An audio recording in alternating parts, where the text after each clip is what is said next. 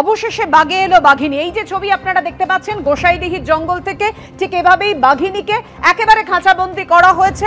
অবশেষে বন দপ্তরের আধিকারিকরা তা করতে সমর্থ হয়েছেন। ঘুমপাড়ানি গুলিতেই অবশেষে কাবু হয়েছে বাঘিনী। বাঘিনীর শারীরিক অবস্থা ঠিক আছে, পুনর্বাসন কেন্দ্রে নিয়ে যাওয়া হচ্ছে, এমনটাই দাবি বন দপ্তরের। কথা বলবো, আমাদের সঙ্গে রয়েছেন আমাদের প্রতিনিধি পূর্ণেন্দু সিংহ। পূর্ণেন্দু, যে কথা বন দপ্তরের আধিকারিকরাও বলছেন যে দীর্ঘ 8 দিন ধরে তারা চেষ্টা চালাচ্ছিলেন, কিন্তু কিছুতেই তারা বাঘিনীকে কাবু করতে পারছিলেন না। এমনকি ঘুমপাড়ানি গুলি ছোড়ার পরও তারা জানতে পারছিলেন না যে সেই ঘুমপাড়ানি গুলি কাজ করেছে কিনা। কবে কখন তারা নিশ্চিত হতে পারলেন যে এই গোসাইডিহির জঙ্গলে এখানেই রয়েছে এই বাঘিনী? দেখো, তোমাকে বলে রাখি যে গত 24 ঘন্টার বেশি সময় ধরে বাঁকুড়ার এই গোসাইডিহির যে জঙ্গলে এই বাঘিনী তার ডেরা নিয়েছিল, কিন্তু দেখা গেছিল গতকাল রাতে দুবার ঘুমপাড়ানির গুলি করা হয়, তবুও বাঘিনীকে বসে আনা যায়নি। এরপর দেখা যায় সকাল থেকে বন দপ্তরে আরো বেশি তৎপরতা, অন্যান্য দিনের থেকেও বেশি তৎপরতা, এবং স্পেশাল ভাবে তোমাকে শুধু বলে রাখি, শুধু বাঁকুড়া পুরুলিয়া জেলার বনকর্মী বন আধিকারিকরা নয়, এর মধ্যে উড়িষ্যারও আরো টিম এসেছে এবং সুন্দরবন থেকেও টিম আসা হয়েছে। আজ সকাল থেকে দেখতে পাওয়া গেছিল যে বন দপ্তরের আরো বেশি তৎপরতা এবং দফায় দফায় বৈঠক হয় বন আধিকারিকদের।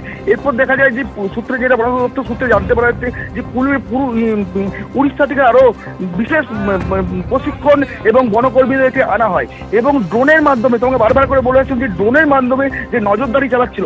এবং এই যে বলছিলাম যে বেশ কিছু 30 জনের মতো একটা স্পেশাল টিম ঢুকে এই জঙ্গলে, এবং জঙ্গলে ঢুকে তারা অভিযান চালায় যে বাঘিনী কোথায় রয়েছে। এরপর বাঘিনীকে লক্ষ্য করে তারা, এবং ড্রোনের মাধ্যমে লক্ষ্য করে যে বাঘিনী ওই কোথায় কি পরিস্থিতি রয়েছে। তারপরে তাকে লক্ষ্য করে যে ঘুমপাড়ানি গুলি করা হয় এবং বাঘিনীকে কাবু করা হয়, এবং বাঘিনী কাবু করে খাঁচাবন্দি করা হয়েছে। বন দপ্তর এই যে 8 দিন ধরে যে বন দপ্তরকে দফায় দফায় বেগ পেতে হচ্ছিল, বাঘিনী কখনো নিজের ডেরা। তুমি আমাদের সঙ্গে থাকো, অর্থাৎ আকাশপথে নজরদারি এবং ঘুমপাড়ানি গুলি দুটোতেই কাবু হলো বাঘিনী। বন দপ্তরের এক আধিকারিক তিনি কি জানিয়েছেন দেখাবো।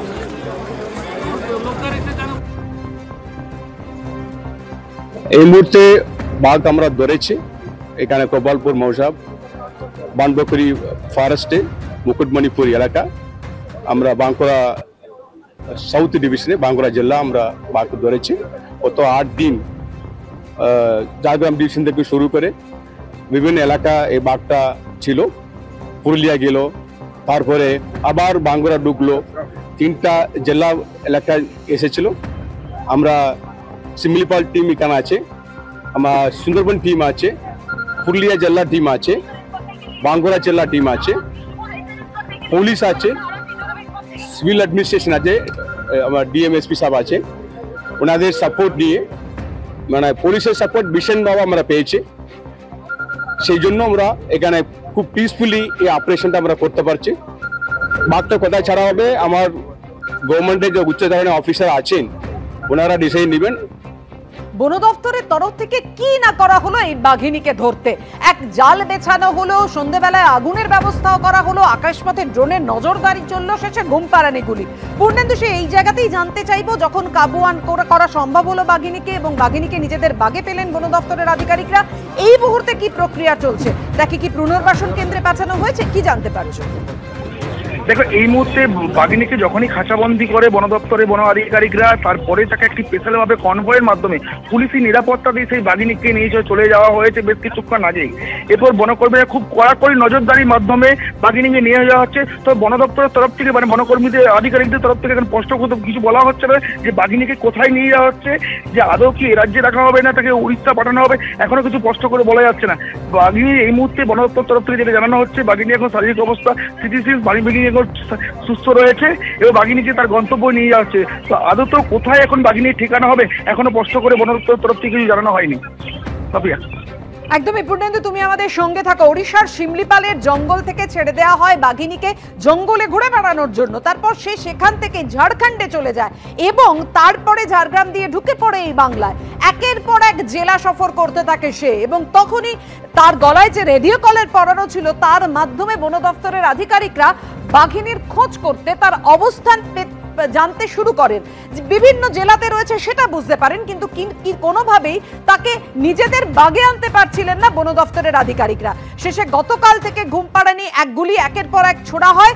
অবশেষে আজকে ঘুমপাড়ানি গুলিতে সে কাবু হয়ে পড়ে এবং আকাশপথে যে ড্রোনের নজরদারি চলছিল তার মাধ্যমেই বোঝা যায় যে ঠিক কোথায় অবস্থান করছে এই বাঘিনী, এবং জানা যায় সেখান থেকেই বন দপ্তরের আধিকারিকরা তাকে খাঁচাবন্দি করে। তাই তো পূর্ণেন্দু?